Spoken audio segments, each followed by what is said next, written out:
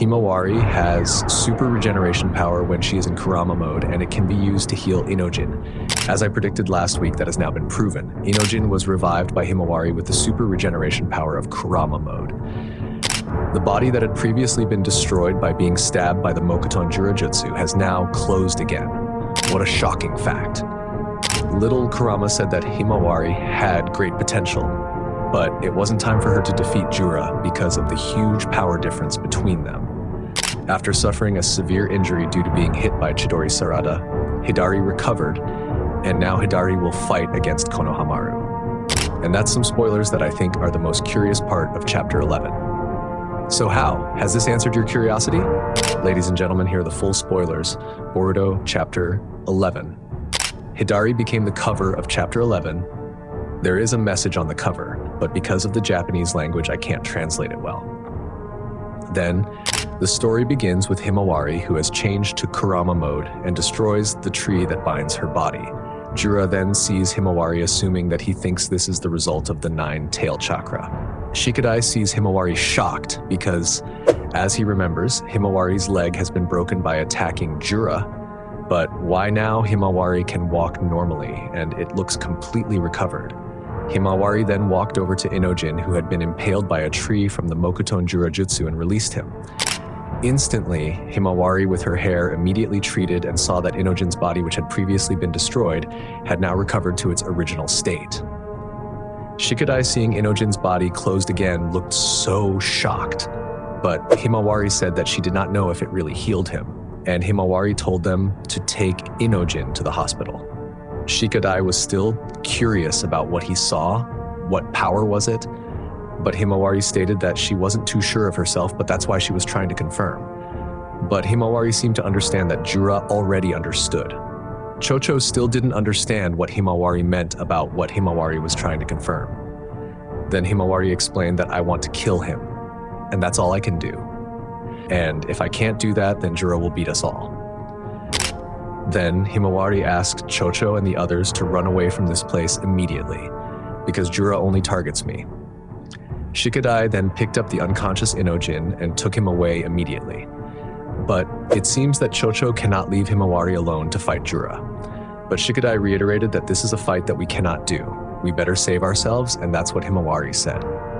Jura heard Shikadai's decision, saying that it was a good decision. I have recorded your name in memory, let's meet again. Chochiko still can't seem to accept the decision, but Himawari said that if I have the power, I will take responsibility, and that's what I should do. And that's what my father and brother did. Then Chocho finally understood what Himawari said, and before leaving Himawari, Chocho reminded her not to forget her promise to give her pancakes. And we see Shikadai carrying Inojin to take him to the hospital. Shikadai yells at Chochiko to leave immediately, and after that, Himawari will fight one by one with Jura. Jura, who saw Himawari's transformation, said, I understand that you're not mere simpletons. That's why it's so baffling to me how frequently your ability to make decisions is impaired.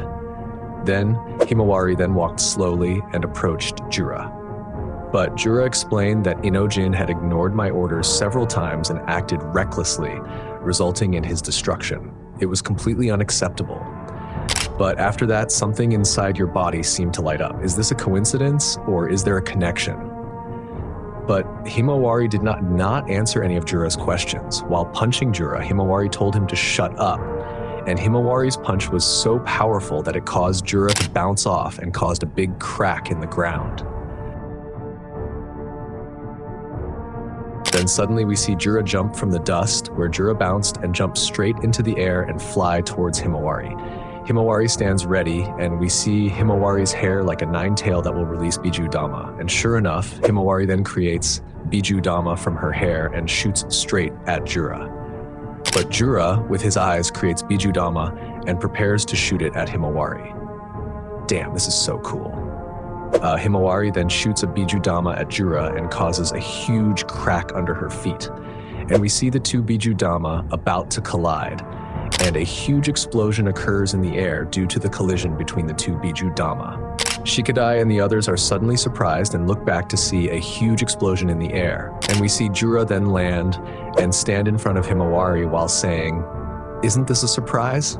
Jura is so surprised by the evolution that is so fast that Himawari can use the Bijudama. But besides that, suddenly Jura doesn't continue his words, and quickly Jura then attacks Himawari until Himawari bounces far enough.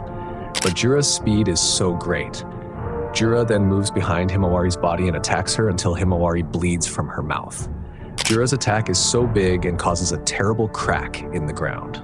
This is a first for me. You've given me a little freedom, and now I want to try to be more serious in this fight. And that's what Jura said to Himawari, who suffered a wound so big that Himawari was bleeding from her mouth. Then the scene returns to show Hidari, who has just been defeated by Sarada. While looking at Hidari, who is in pain, Sarada tries to ask Hidari, "Who are you really? And why can you use chidori?" But Hidari does not answer, and his body is seen entering into the claw marks on his legs.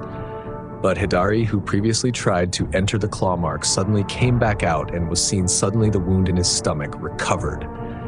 Seeing the wound recover so quickly, Junin Konoha, Sarada, and Sumire look quite surprised to see it.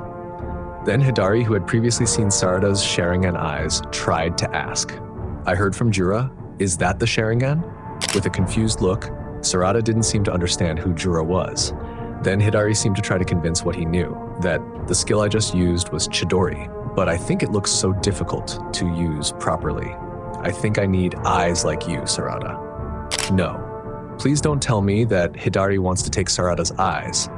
Then Sarada still did not understand who this man was. Then Konohamaru seemed to be quite annoyed with Hidari, who did not answer Sarada's question. And Konohamaru tried again to confirm with Hidari what his relationship with Sasuke was. But this time Hidari answered that he didn't know who Sasuke was. He didn't know anything about him. Hidari was quite annoyed with all the questions. Hidari then stood up with a very scary look saying, "You want to know who I really am?" The same, I'm also looking for that answer. And this is why I came to Konoha. And hearing that, suddenly they all became surprised by what Hidari said. But suddenly Sumire shouted to Konohamaru and asked him to protect Sarada. Hidari targeted Sarada and it was unmistakable. And suddenly a chidori appeared from the claw marks on the back of Sarada's body. Sarada, who was hit by the chidori, immediately screamed in pain and made Konohamaru anxious. And the Konoha Junin tried to attack Hidari. But Hidari immediately released a fire jutsu and burned the Junin. Rest in peace, uncle. Then Konohamaru tried to attack Hidari with Rasengan from behind Hidari's body. But unfortunately, Konohamaru could not touch Hidari's body and instead went through his body. And when Konohamaru was in front of Hidari, he immediately attacked him with chidori. And with quick reflexes, Konohamaru turned around and there was a formation between chidori and Rasengan. As a result, Konohamaru could not hold it and his body bounced until it hit a wall. Sumire, who tried to help Sarada, was suddenly attacked by Hidari from behind with chidori and immediately fell and became unconscious. For this scene, correct me if I'm wrong, Sarada, who was so weak, felt that her body could not move, and now Hidari was now standing right in front of Sarada. We then move on where Himawari is helplessly attacked brutally by Jura. Himawari's face is hit so hard that it bounces.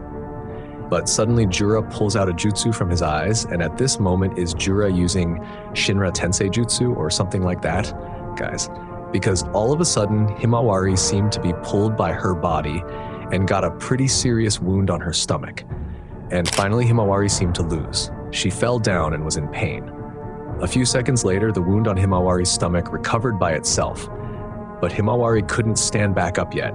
She was still in pain.